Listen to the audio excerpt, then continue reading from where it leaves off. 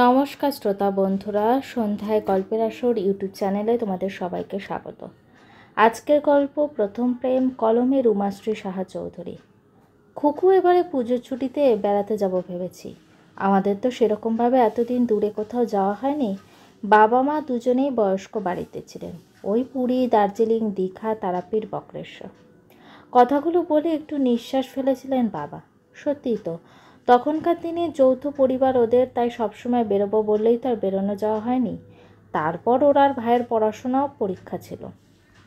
তা হ্যাঁ গো, আমরা একলা যাব নাকি আর কেউ যাবে আমাদের সাথে? মেয়ে তো বড় হয়েছে, কলেজে পড়ছে, অত বড় মেয়েকে নিয়ে ভয় ভয় লাগে একলা যেতে। মায়ের দিকে তাকিয়ে চোখটা একটু বড় বড় করি আমি। আমাকেও নিয়েও ভয়? কেন, আমি কি গয়নাকাটি নিয়ে ছিনতাই হয়ে যাব? হ্যাঁ, আমিও তাই ভাবছিলাম গো। রায়ের সাথে কথা হলো, ওরাও যাবে এক পরিচিত ট্যুর কোম্পানির সাথে। তাই ভেবেছি ওদের সাথেই যাব। বললো খরচও বেশি হবে না। আমি আর ভাই লাফিয়ে উঠি, কোথায় কোথায় যাব গো বাবা আমরা? ওই হরিদ্বার, মথুরা, বৃন্দাবন, দেরাদুন আর মুসৌরি। নামগুলো শুনেই আমরা হৈ হৈ করে উঠেছিলাম। আসলে তখন ওটাই বিরাট প্রাপ্তি আমাদের কাছে। উফ, ট্রেনে করে ঘুরে বেড়ানো প্রায় 15 দিন ধরে ভেবেই রাত্রে কেমন যেন ছুটে চলে গেল মন। পরের দিন বাবা কতগুলো বই এনে বললেন, খুকু কোথায় যাচ্ছিস একটু জেনে নে, তাহলে তো ভালো লাগবে। আর একটা ডায়েরির সাথে নিবি, যাতে সব লিখে নিবি, আর ওখানে কেউ লিখবি রোজ রাতে। এত লেখালেখি করবো তো দেখবো কখন বাবা? আরে রাতে লিখবি, তখন আর কি করার থাকবে শুনি। একটা সময় তোরই ভালো লাগবে দেখবি। দিন যেন কাটতে চায় না, কবে পুজো আসবে আর কবে আমরা বেরোবো। বেশ কয়েকটা পাতলা গল্পের বই সাথে নিয়েছি ট্রেনে পড়বো বলে। বাবার কাছে ভাই আবদার করলো একটা ক্যামেরা কেনার, সেটাও হলো। বাবাই হাতে করে নিয়ে এলেন একদিন আমাদের কিছু জামা কাপড়, শীতের পোশাক আর মায়ের জন্য শাড়ি। খুকু, মা দেখো তো পছন্দ হয় কি না, না হলে তোর আশু জেঠুর দোকান থেকে বদলে নিস। বললাম 2 ভাগে টাকাটা দিয়ে দেবো। খুব ভালো হয়েছে বাবা, মনে হচ্ছে সব ঠিকঠাক হবে। বাহ, কৌটোটা তো খুব সুন্দর। হ্যাঁ, বললো কাশ্মীরি কোট। গতবারে মাল একটু সস্তায় পেয়ে গেলাম, আমি একটু ঘুরিয়ে ফিরিয়ে গায়ে ফেলে দেখলাম। দেখতে দেখতে আমাদের যাওয়ার দিনও চলে এলো। সব গুছিয়ে আমরা তৈরি হয়ে রওনা দিলাম স্টেশনের পথে।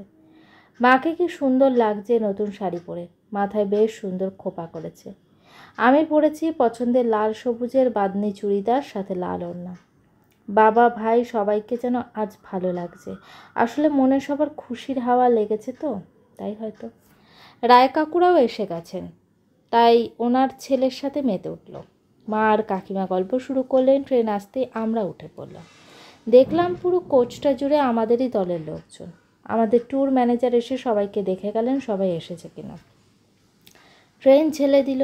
আমি জানলার ধারে বসে বই খুললাম।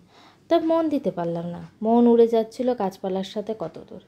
মাঠের পর মাঠ, সবুজের চাদর বিছিয়ে আছে, মাঝে মাঝে উড়ে যাচ্ছে আকাশে ঝাঁকে ঝাঁকে পাখি।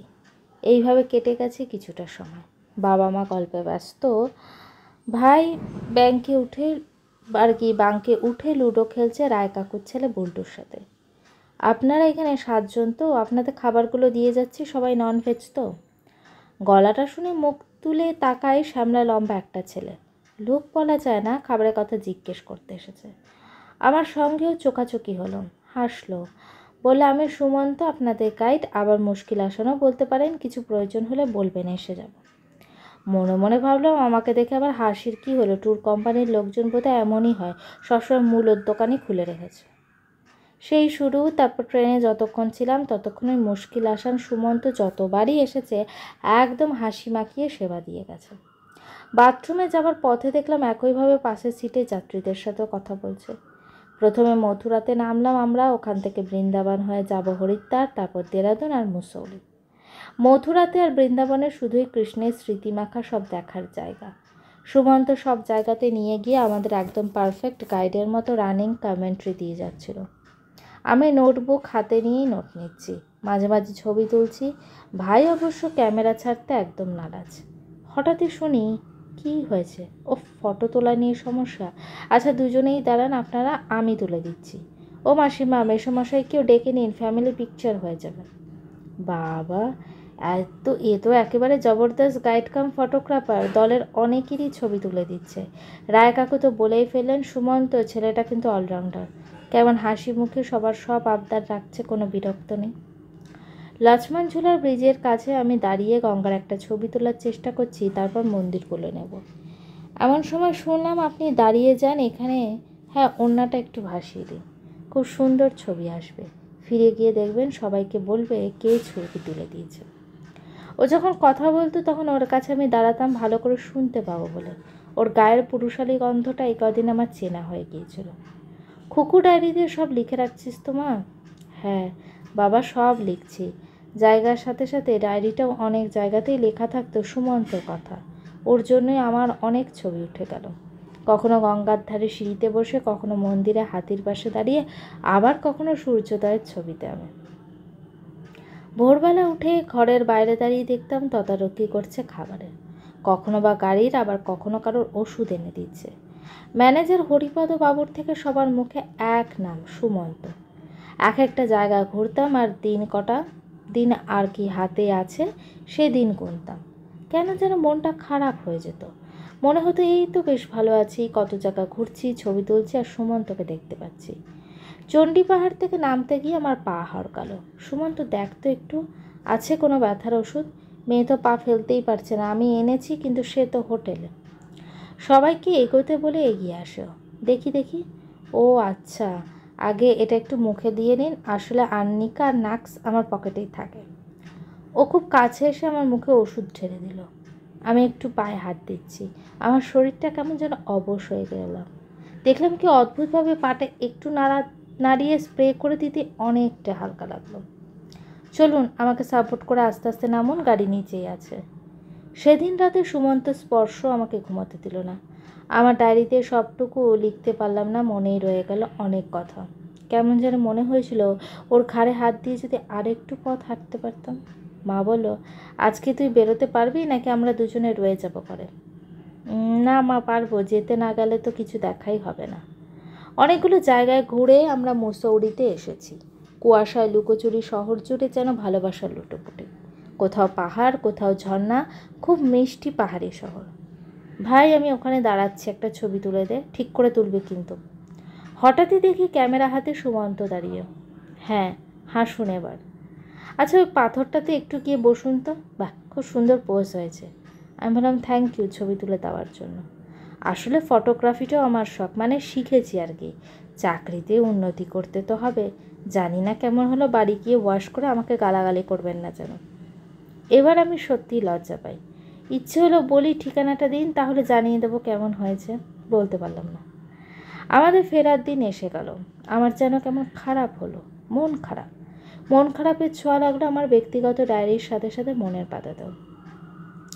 কদিন যেন ছিল স্বপ্নের মতো আমার কাছে। মন হারিয়ে ফেলাম মুসৌরিতে, পাহাড়ে মেঘ কুয়াশা। আমার প্রথম প্রেমকে হঠাৎই যেন খুঁজে পেলাম পাহাড়ে আর উপত্যকা, অথবা বৃন্দাবনের বাঁকে বিহারী মন্দিরের আরতিতে। তোর কি মনটা খারাপ কুকু? হ্যাঁ মা, কি তাড়াতাড়ি দিনগুলো চলে গেল বলো তো। কি আনন্দই না করলাম এই কটা দিন। আবার কবে আসবো মা বেড়াতে? আবার কবে হবে কে জানে রে। আর আমার মনে হলো বাড়ি ফিরে হারিয়ে যাবে অনেক কিছুই, হারিয়ে যাবে গাইড সুমন্ত। সত্যি কিছুই রইল না স্মৃতিটুকু ছাড়া। সবাই এক বাক্যে সুমন্তর নামে জয়ধ্বনি দিল। Thank you all. আবার পরিচয়ী ট্রাভেলসের সাথে চলে আসবেন, আমি থাকবো আবার আপনাদের সাথে। বাড়ি ফিরে এসে ছবিগুলো তার সাথে টুকরো টুকরো রোদেলা মনের কথা রয়ে গেল স্মৃতিতে। সত্যি ছবিগুলো খুব ভালো তুলেছে সুমন্ত, কিন্তু ধন্যবাদ দেওয়ার কোনো উপায় নেই। সবাইকে বলে দিয়েছে অফিসের ফোনে যোগাযোগ করতে। আরে তোকে তো পুরো হিরোইন লাগছে রে। তা এতদিন ঘুরলি, কোন হিরোর জোগাড় হলো না তো? বল না রে, তোদের টিমে কোনো হ্যান্ডসাম ছেলে টেলে ছিল না? মনের কথাগুলো মনেই রেখে দিলাম আমি, খুকু মানে খেয়ালি। আরও একটা বছর কেটে গেলাম। ভাই আর আমি দুজনেই বললাম, বাবা আমরা এবার কোথাও যাব না গো বেড়াতে। যাবো রে, এবার হবে না, সামনের গরমে যাব সিমলা। রায় বলছিল পরিযায়ীদের একটা ট্যুর আছে তখন। মনটা আমার নেচে উঠল। একটা গ্রুপ ছবিতে সুমন্ত ছিল, সেটা বার করে দেখলাম। মনে মনে বললাম, এবার বলবো মনের কথাটা পাহাড়ের নিরিবিলিতে। যাওয়ার আগে পছন্দ করে টিউশনের টাকা থেকে কতগুলো সালোয়ার কিনলাম, পছন্দের চুড়ি আর দুলও কিনলাম ম্যাচিং করে। ট্রেনে উঠে বসে আছি, দুরু দুরু বুকে বই আর মন দিতে পারিনি। একটু বাদেই তো আসবে। কতদিন বাদে দেখবো? প্রায় 1.5 বছর। আমাকে চিনতে পারবে কি? হঠাৎই শুনলাম আপনাদের এখানে 7 জন তো। এক ঝলক খুশি ছুঁয়ে গেল। কিন্তু এ তো সুমন্ত না, অন্য কেউ। কাকে জিজ্ঞেস করবো সুমন্ত কোথায়? ট্রেনের জানলা দিয়ে তখন মন খারাপের মেঘলা হাওয়া ঢুকছে হু হু করে। বেড়াতে যাওয়ার আনন্দটা যেন নিভে গেল হঠাৎই। সিমলা মেলে গাইড প্রকাশকে জিজ্ঞেস করেছিলাম, সুমন্তবাবু আসেনি এবার? সুমন্ত তা বেটার চান্স পেয়ে জব ছেড়েছেন, ওই জায়গাতেই তো আমি এসেছি। আমাকে সব বুঝিয়ে দিয়েছেন যাবার আগে। কোনো অসুবিধা হচ্ছে না তোমার?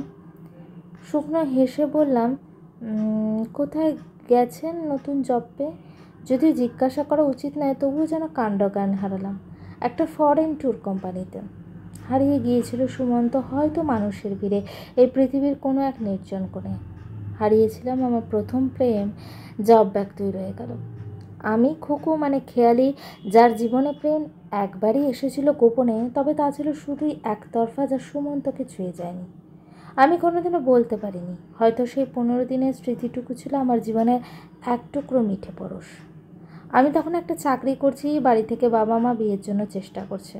2-1টা ইন্টারভিউ দেওয়া হয়ে গেছে অলরেডি, তবুও ঠিকঠাক কিছু হয়নি। হঠাৎই রুবি মানে আমার কালিগ বলল, খেয়ালি ধানবাদে যাবি আমার মাসির বাড়ি? মাসতুতো বোনের বিয়ে, মাসি বারবার বলেছে যেতে। মা বাবাকে বলে যাব বলে ঠিক করলাম। অনেকদিন বাদে বাইরের হাওয়া, এখন চাকরি করি তাই একটু স্বাধীন। ওর মাসির বাড়ি গিয়ে সত্যি ভীষণ ভালো লাগলো। একদম অন্য স্বাদের বিয়েবাড়ি, ব্যান্ড পার্টি বাজনা বাজছে। গায়ে হলুদে আমাদের সবাইকে মাখালো হলুদ, তারপর নানা অনুষ্ঠানে বেশ ভালো লাগছে।